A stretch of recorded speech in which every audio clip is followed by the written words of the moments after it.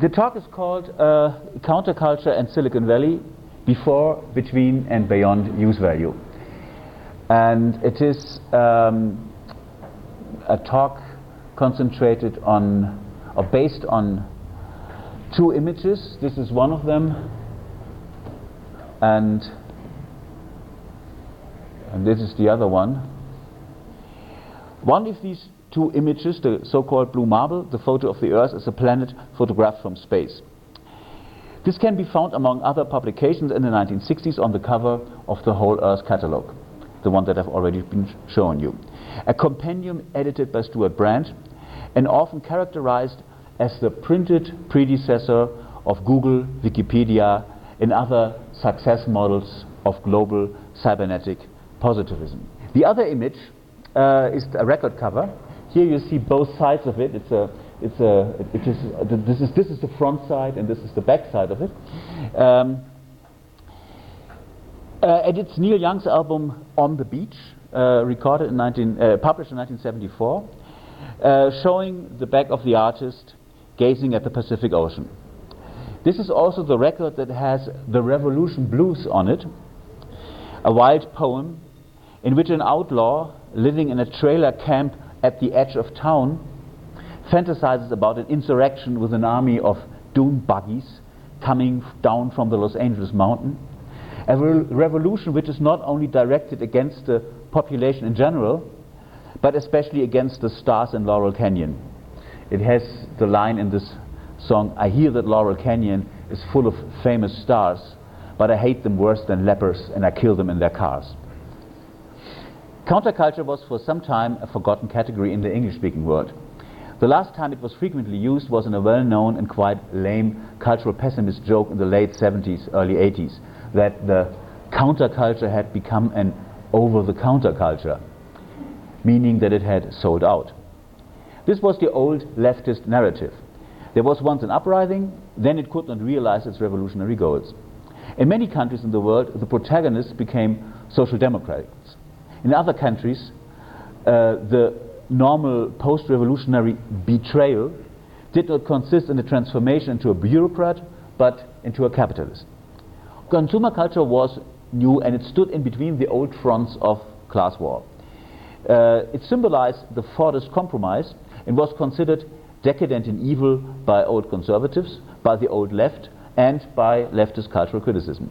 But also by, like I already introduced, the youth culture, who considered consumer culture to be a surrogate like a bad drug.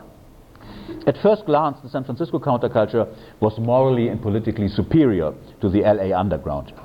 It was based on making things communally, constructively, being active.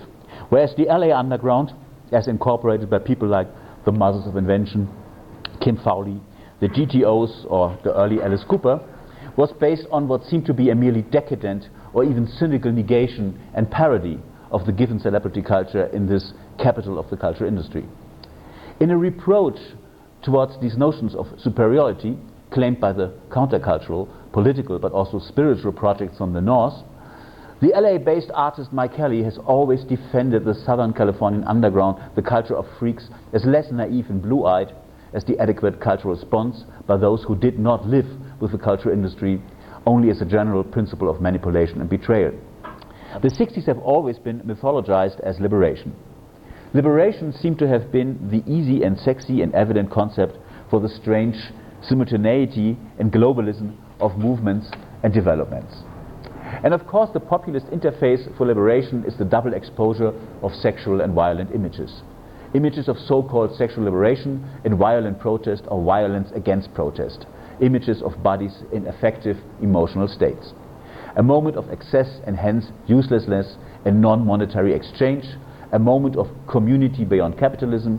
A moment also which had a re-entry into the world of exchange by a specific new culture of images that could be sold. But the path to the invention of uses and the idea of a certain usage leads simultaneously into a different, more sober political theory of the 60s. Now I mentioned the entirely different attitude in the culture of Los Angeles. If you wish, in the heart of the spectacle, or better, the somehow paradoxical place where the spectacle or the cultural industry, which are both by definition without place and time, They are ideology, and ideology is without place and time. But here, ideology in Los Angeles is localized and historicized and has a place. And here no one believed explicitly nor implicitly in the possibility of a reversal of the hierarchy of values within the commodity, in the revival of the use of the exchange in the commune. Here it was all about the attack on the screen, whatever was on it. The frequency of the term TV in song lyrics from LA is a good indicator of whether a scene, a subculture, was believing in a behind of the screen, or whether it was, for better or worse, fascinated and addicted in a love-hate relationship to the screen. The gun has a certain reputation for being the ultimate useful thing, some kind of a meta-use value, especially in the 60s. Guns correspond not only in the North American weapon culture with a direct path to liberation, they are the ultimate tools in the iconography of the 60s, from the Black Panthers, who were famously carrying guns, to the famous guitar of Woody Guthrie that was like a gun, it was a machine that kills fascists. Ultimate use value. The gun symbolizes political use value, access to political change. It is a powerful emblem of the 60s critique of the phony, the manipulated, the commodity. At the same time, it is an object of hate and rejection by the non-violent component of the movement. Which dreamlike practice enables you to articulate your criticism? The interesting lesson from this is not the decline of the self-made scenes into resources and products or models for products by Silicon Valley of today. The interesting lesson is that whenever new forms of theoretical critique become possible, there's an even more advanced semi-conscious practice which makes it possible, already in the making, always already growing in certain cultural practice. Or to correct myself, not always, but whenever the feeling arises that there is more to a practice than just its critical use value, its character to denounce and criticize current affairs, this is because there is more to it. This treasure can be discovered, lifted and saved, and should be, even today, if there is such a thing that makes possible to practice what is beyond the totality of networks and connectedness, and, if you wish, anonymous practice.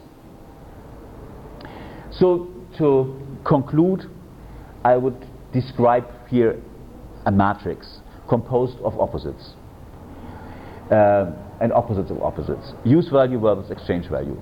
Critique of exchange value versus access value. Cybernetic marketing and data mining. That's both on the side of access value. So critique of exchange value on one side and access value, cybernetic marketing and data mining on the other side. Phallic fetishization of use versus queer celebration of excess and uselessness. Limitless expansion of capitalist colonization into the self and the lifestyle versus absolute limit of planet Earth and its resources. These were like four pairs of opposite. And then there is a meta-knowledge of the individual, that is which opposition is worth investing in right now, and a meta-knowledge of the political, that is to know in which opposition is the next dream already encapsulated. And the knowledge of what time it is, so where is something else already in the making, some kind of dream that could be useful now and not only become a new business model in 30 years. This knowledge is unfortunately also not out of this world. It's a knowledge based on privilege.